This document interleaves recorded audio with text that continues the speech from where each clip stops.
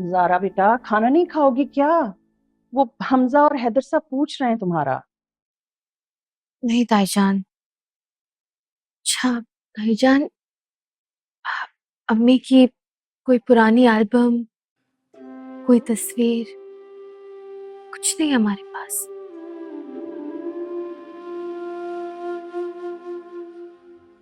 नहीं बेटा, उस बेचारी को इतना वक्त ही कहाँ मिला अमीन के साथ।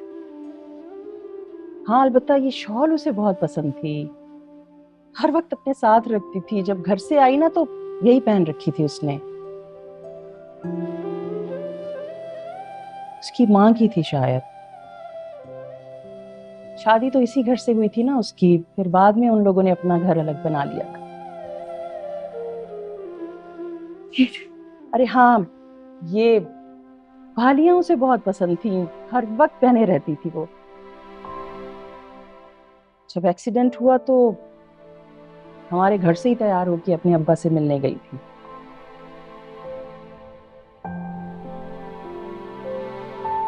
उस दिन उसने एक नया जेवर पहना हुआ था, शायद अमीन ने तोहफा दिया था उसे। बस तो फिर क्या, ये सब कुछ यहीं धरा का धरा रह गया और मैंने उसकी निशानी के तौर पे संभाल के रख लिया। अम्मी और अब्बू खुश थे। बहुत खुश।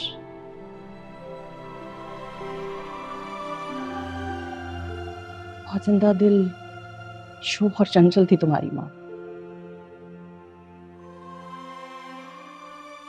बस किस्मत साथ ना दे तो सब कुछ उलट के रह जाता है। तुम जब जाओ ना उसके पास तो ये सब चीजें अपने साथ लेकर जाना।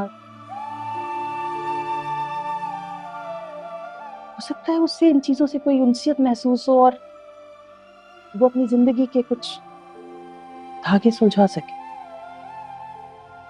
इसी बात का तो दुख है ताईजान।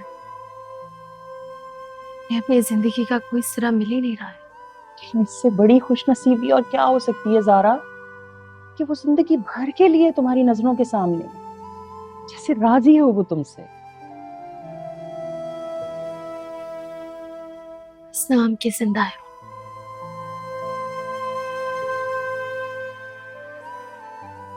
उन्हें तो ये भी अंदाजा नहीं है कि उनका अपना कौन है और पराया कौन। तो तुमने ही तो दिलाना है ना ये एहसास बेटा।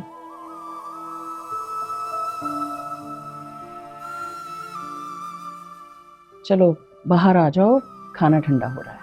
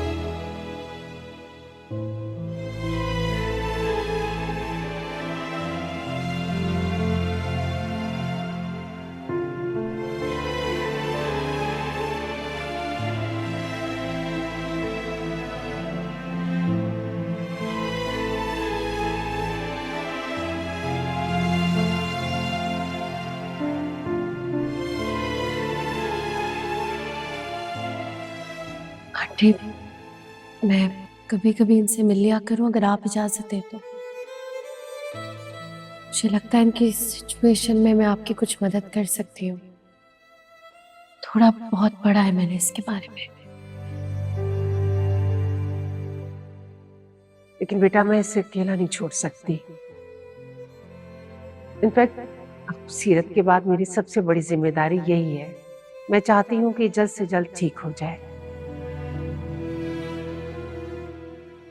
अगर बेटा तुम्हें इससे मिलना है ना तो तुम्हें मेरे घर आना होगा। बिल्कुल आंटी, मैं आपकी तरफ आ जाऊंगी।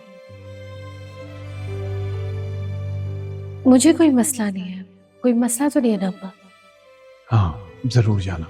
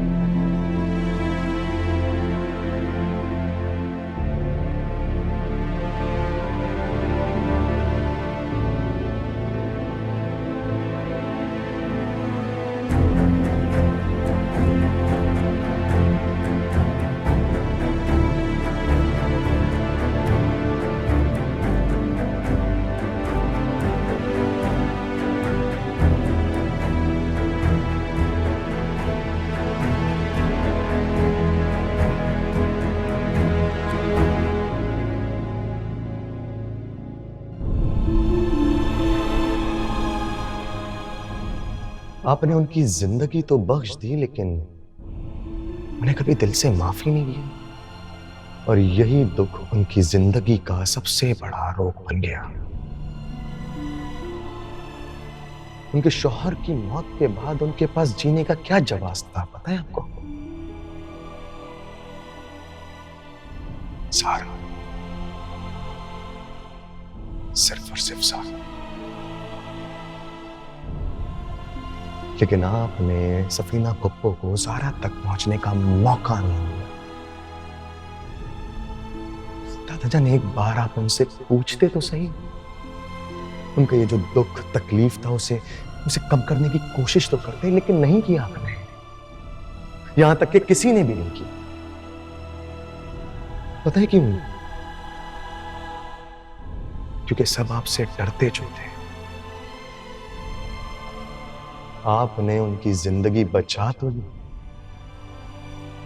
मगर सफीना पुप्पो रोज जीती थी, रोज मरती थी, रोज जीती थी, रोज मरती थी। वाह दादाजान, वाह, क्या जिंदगी बख्शी आपने उनकी।